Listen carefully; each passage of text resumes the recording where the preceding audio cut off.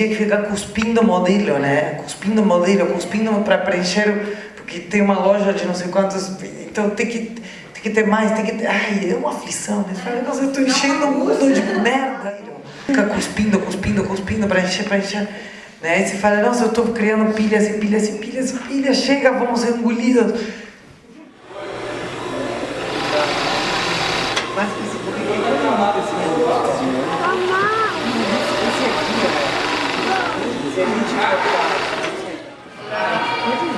Aqui em cima.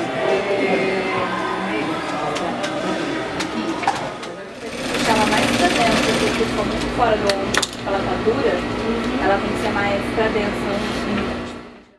Sou Agustina Coma, sou uruguaia, moro em São Paulo desde 2004. Eu nasci em Montevideo e estudei lá design industrial, habilitação, têxtil, moda, e logo que eu terminei, eu já vim para São Paulo fazer minha carreira profissional aqui. Meu nome é Priscila, eu sou natural de Rio Bonito, no Rio de Janeiro. Eu vim para São Paulo fazer faculdade de design no Mackenzie. E aí eu fiquei por aqui mesmo. Gostei, foi bom, foi legal. No Mackenzie conheci o Thiago, eu morava numa república, o Thiago morava em outra república. E aí uma das meninas que morava comigo era amiga de infância do Thiago e a gente se conheceu. E estamos aqui agora. E eu sou de São João da Boa Vista, que é interior de São Paulo. E também não me encontrava lá direito, eu falei, vou vir para São Paulo. E aí eu estudei design aqui no Mackenzie e a história dela, a da faculdade. Quando eu era criança, minha mãe tinha uma loja com uma tia minha. É uma tia minha que é super estilosa, que é a mãe da minha prima, que é minha melhor amiga, que eles são diplomáticos, já moraram em vários lugares do mundo, eu sempre fui visitar e ela é muito estilosa e ela tinha uma loja que imitava numa marca francesa, que eu adoro, que chama Agnès B, que era super básicos, assim. E aí eu tenho roupas até hoje da loja delas. E eu lembro de ir na loja e gostar, assim, Isso era bem criança. Mas a minha decisão de estudar moda, na verdade, veio muito mais pelo interesse na arquitetura e design. A minha avó, de parte de mãe, ela é costureira. Ela fazia noiva. E aí, quando eu era criança, ela tinha um armarinho e ela tinha um negócio de aluguel de noiva e de fazer vestido. E era dentro da casa dela. E aí a gente podia mexer nos retalhos, fazer vestido de boneca, essas coisas. E a minha avó, de parte de pai, fazia biju. Ela já fez 1 milhão de coisas na vida. E aí uma das coisas que ela fez foi biju. E ela me ensinava a fazer macramê, a fazer pulseirinha. Então desde criança eu tinha contato com isso. E aí quando eu era criança, eu desenhava vestido, eu queria ser estilista. Mas o meu mãe não deixou. Ainda bem. E comigo, quando será que foi o primeiro contato, assim? Eu acho que eu venho, como eu ando de skate, sempre andei desde moleque, assim, eu não sei se o skate ele tem meio que seu mundo próprio, né, em relação talvez à moda. E antigamente não era tanto, não se falava muito em moda. Era só aquele cara com aquela roupa largadona. Era mais estilo. Eu acho que era mais estilo, assim. Eu sempre quis sair do Uruguai, desde jovem, assim. O Uruguai é uma delícia, é super gostoso, mas eu queria um lugar maior, assim, achava muito... É pequeno, né? Eu gosto de gente, de espaço, e eu sempre pensava em ir para a Europa, que é um mercado também mais avançado no que é moda, design e tal. E aí, meu pai, ele tem negócios aqui no Brasil, e ele sempre indo e vindo, me levava a revistas. Aí eu comecei a me inteirar da moda aqui no Brasil, em São Paulo, que é uma coisa que no Uruguai, hoje, as pessoas têm até um pouquinho mais de noção. Mas na época que eu vim, que foi 12 anos atrás, eu vim pela primeira vez faz 13, 14 anos, a gente não ficava olhando para o Brasil, era só a Argentina. O Uruguai só olha para a Argentina, moda, semana de moda, tudo é Argentina. Brasil é tipo planeta à parte, assim.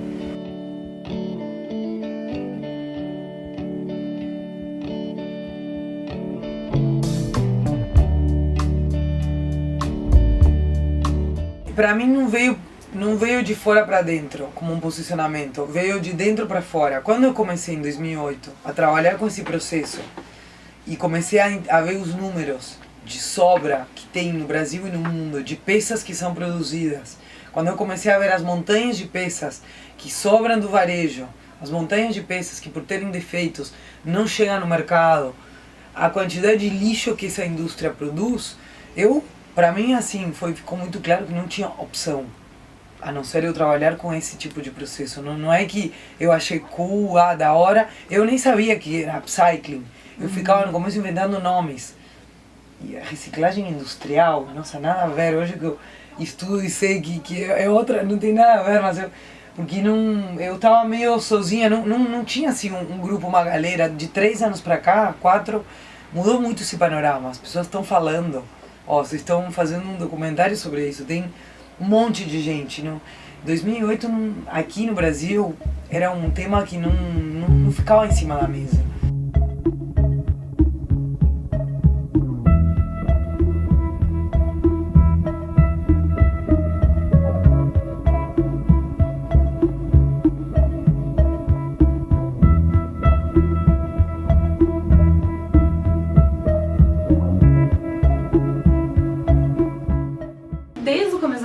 Desde sempre eu sempre quis ter uma marca.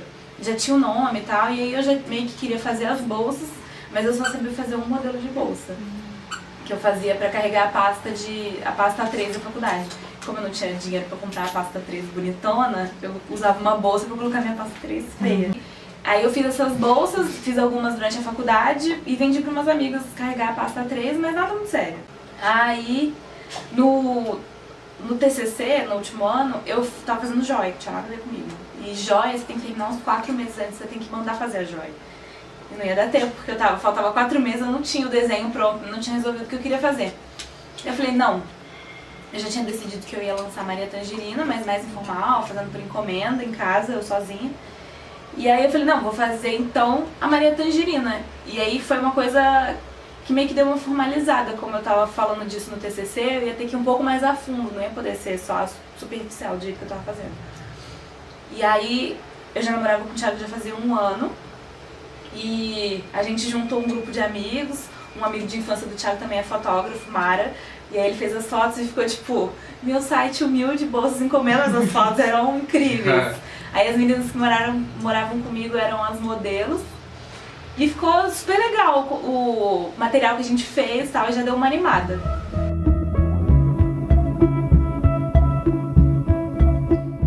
Eu fiquei na Daslu até 2013, e aí eu saí da Daslu porque eu queria conseguir me dedicar a esse projeto de upcycling, que eu sabia que era um projeto ambicioso, que ia demorar a conseguir dar formato, porque é uma invenção, né? Não existe já um caminho, sei lá, fornecedor. Não é que você vai nos fornecedores de tecido, olha os books, escolhe, você vai na confecção, não. A gente está inventando tudo do zero, desde a cadeia de fornecimento, até a mão de obra, até a modelagem, a técnica para utilizar tudo. Então, eu sabia que era um caminho longo, mas eu gosto de coisas que demoram, eu gosto de coisas de construções a longo prazo. Então, isso tem muito a ver também com o conceito e a estética que eu escolho para Comas. Essa forma de trabalhar pensando no largo prazo.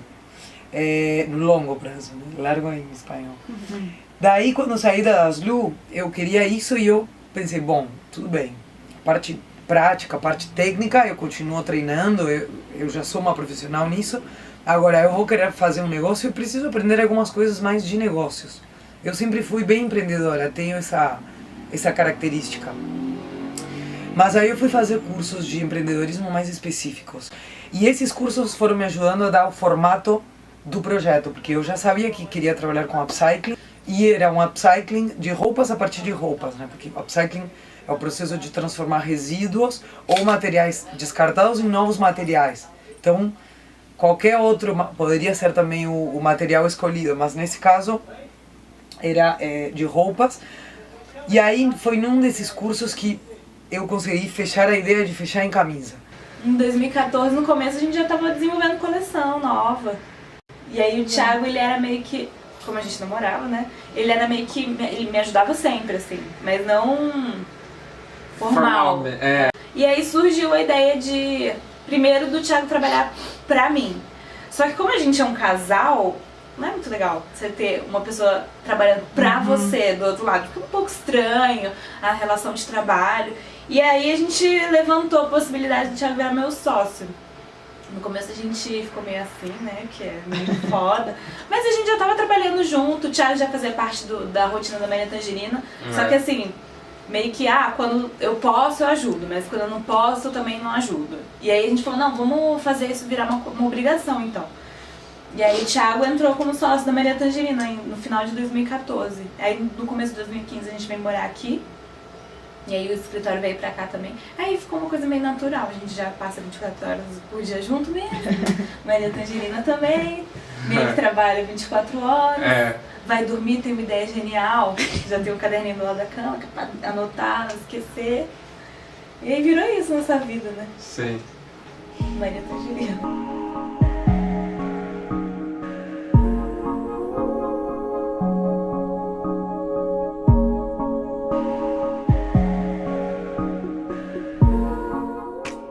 Como eu fechei na camisa masculina, para ter mais controle do resultado final e para poder ter mais controle do molde e da padronização do tamanho. Foi uma decisão também estratégica por falta de recursos, né? Para dar uma fechada e falar, bom, não vou ter uma grana, eu não vou sair pedindo dinheiro, eu vou me virar para começar esse negócio com os meus recursos.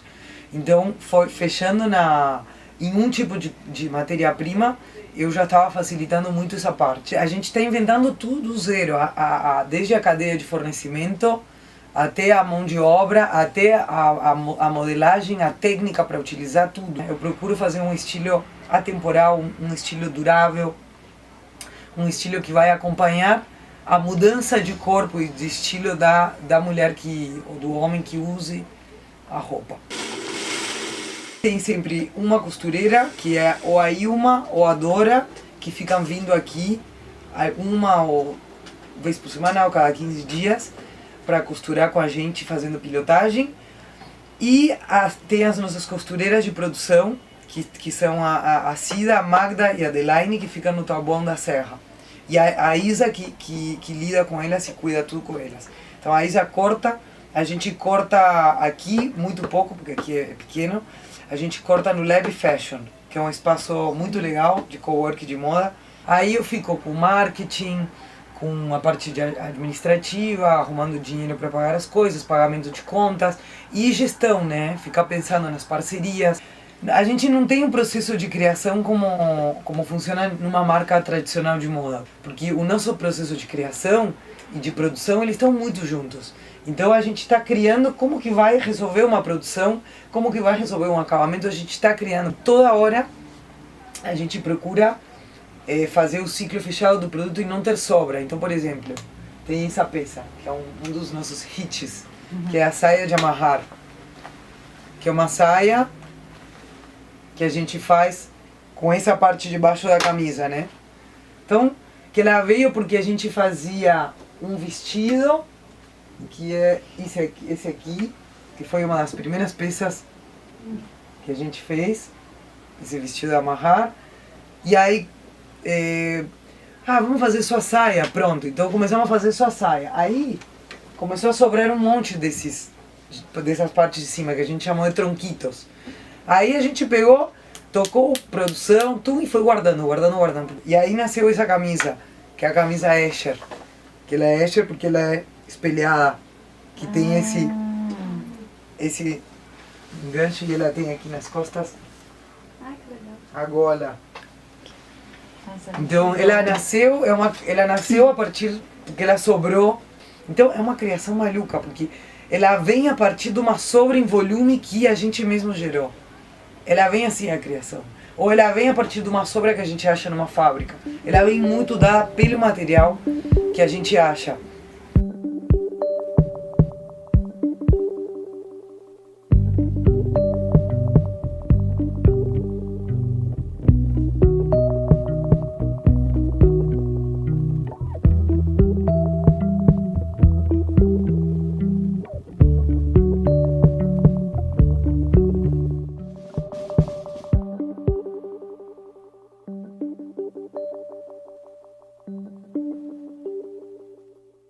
Eu acreditava muito na energia que uma coisa feita à mão leva até a pessoa que compra e tal.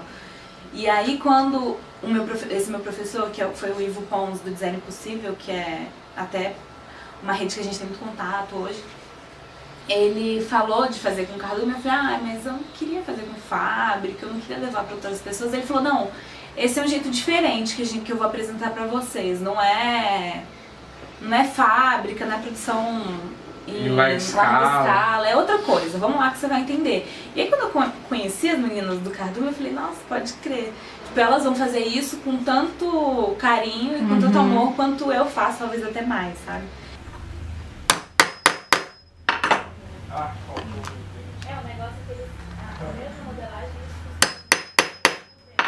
Eu sou a Herculânia e a gente tá junto no Cardume de Mães, em junho fez 10 anos.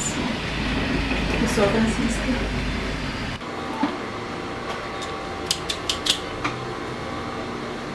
Então, a gente começou fazendo cursos na ONG Projeto Arrastão. Lá tinha muito curso de artesanato, de bordado, de costura, de tudo. E a gente começou a ir lá atrás de cursos. Lá surgiu a oportunidade de ter uma renda em casa. Eu comecei com bordado, por exemplo. As peças surgem assim. A gente, aqui em casa mesmo, a gente vai trocando ideia, às vezes vê uma referência legal, às vezes uma peça que a gente já tem, mas podia ficar mais interessante, pode mudar um pouco. Aí a gente vai conversando e vai, tipo, anotando, esboçando os detalhes. Aí no final, eu crio no papel como que tem que ser a modelagem e faço mais ou menos o tamanho que a gente quer que seja. Que é o que vai sair, mas às vezes quando chega lá não é muito bem o que vai sair e vai mudando. Depois que a gente desenha aqui, a gente marca um dia lá e vai pra lá. Aí a gente passa o dia inteiro desenvolvendo a peça inteira, aí costura a peça toda, vai vendo o detalhe, assim é melhor, assim não é melhor, aí desmancha, faz de novo, arruma aqui, arruma lá. E aí elas também falam, olha, essa costura desse jeito não vai ficar legal, ou esse corte desse jeito não vai ficar bom, melhor a gente fazer de outro jeito, até pra facilitar na hora de fazer, ficar mais rápido. Então, a gente desenvolve primeiro o jeito que a gente imagina a peça e chega lá e junta como a gente imagina a peça e como elas acham que é melhor produzir e funde essas duas peças, assim. Nem sempre o jeito que a gente imagina é o jeito melhor viável. Que dá pra fazer. A pessoa chegar aqui de manhã, vamos desenvolver isso. Às vezes vem com um pensamento, mas não, a gente na cabeça acha que dá certo, mas quando chega na máquina não dá. Então a gente passa um dia, passa dois desenvolvendo aquela peça até chegar num final que dá certo pra nós na máquina e que dá certo pra o que ela queria. Elas também gostam de fazer desse jeito, elas aceitam esse jeito que a gente cria, então acaba que é o jeito que a gente gosta de fazer. E também é legal porque a gente passa o dia lá e tem uma troca bem legal, a gente chega lá, toma café, aí na hora do almoço elas fazem o almoço e a gente come também. Então fica uma coisa maior do que, tá aqui a modelagem, tá aqui o tecido, faz a peça, depois me entrega, sabe? Eu queria uma coisa que eu pudesse cuidar da família. Mas quando eu vejo, por exemplo, a minha irmã, a qualidade de vida dela, comparando com a minha, é uma grande diferença, assim. É cuidar da casa, é cuidar dos filhos, é cuidar do marido, assim. E eu vejo que ela não tem tempo para isso, trabalhar na empresa. Assim, a qualidade de vida reflete nisso, assim. Na minha não, porque sempre foi isso que eu escolhi. Então a minha foi nessa vida toda. Mas quando eu comparo com as outras, eu vejo que, por mais que eu não tenha uma renda fixa, não tenho carteira assinada, mas assim, eu tenho um outro lado que pra mim hoje é melhor do que ter esse lado de previdência, sem uma certeza.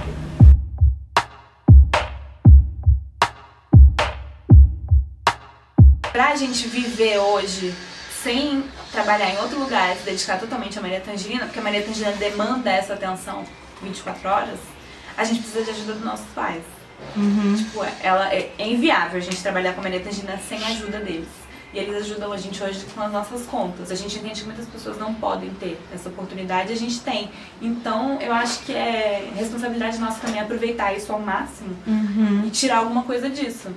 A marca, ela ainda não... Ela se banca, só que ela se banca aqui dentro da minha casa, né? Então ela não paga aluguel ainda e eu ainda não tenho salário. Eu ainda trabalho para outras empresas, em outros projetos, para poder ter o meu salário e para poder continuar colocando na marca, né? Agora eu vou ter a primeira instância de financiamento externo, vai começar agora, que eu fiz um programa que chama Comas Angels, que são 6 anjos que vão, familiares, amigos próximos, que vão fazer um aporte para poder estruturar o departamento comercial. Porque se não fosse isso, a gente ia precisar ter uma marca que desse lucro absurdo. E não ia dar para trabalhar do jeito que a gente trabalha. Tipo, a gente espera, nosso plano é que ano que vem a gente consiga adequar nossas contas ao que a gente recebe na Maria Tangerina. Mas por enquanto ainda é desse jeito. Porque processo, né? Porque é difícil as pessoas. A gente entende que as pessoas, elas. Nem todo mundo tem condições de comprar uma bolsa Maria Tangerina. Mesmo que a gente trabalhe muito para chegar num valor que seja acessível e tal. Sim.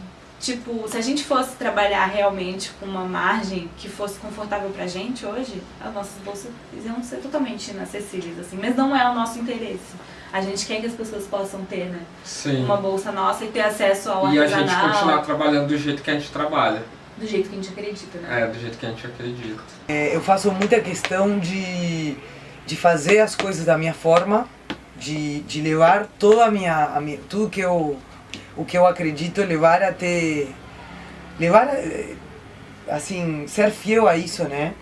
E também pra gente não faz sentido a gente falar, não, vamos trabalhar com outro tipo de matéria-prima, vamos trazer coisa da China mesmo, vamos trabalhar com uma fábrica que a gente não sabe como é que trabalha mesmo, não faz sentido pra gente, assim. Mas a moda, eu acho que hoje os questionamentos estão sendo levantados, sabe? Não só pela indústria, como pelo público, assim, que na verdade, se o público não questiona, a indústria não questiona, né? Quando a gente vê uma bolsa na 25 que custa R$50, que ela é super bem feita, não é o dono da loja que está fazendo mal. É quem produziu, assim, o que essas pessoas ganharam para uma bolsa chegar no Brasil para ser só R$50? Aí, assim, talvez o lojista esteja ganhando muito, mas e quem costurou? Então, assim, o nosso foco, aos pouquinhos, é todo mundo se conscientizar que, assim, a mão de obra tem que ser justa, o trabalho tem que ser justo para todos, né? Para quem vende, para quem produz, para quem compra, tem que ser justo para todo mundo.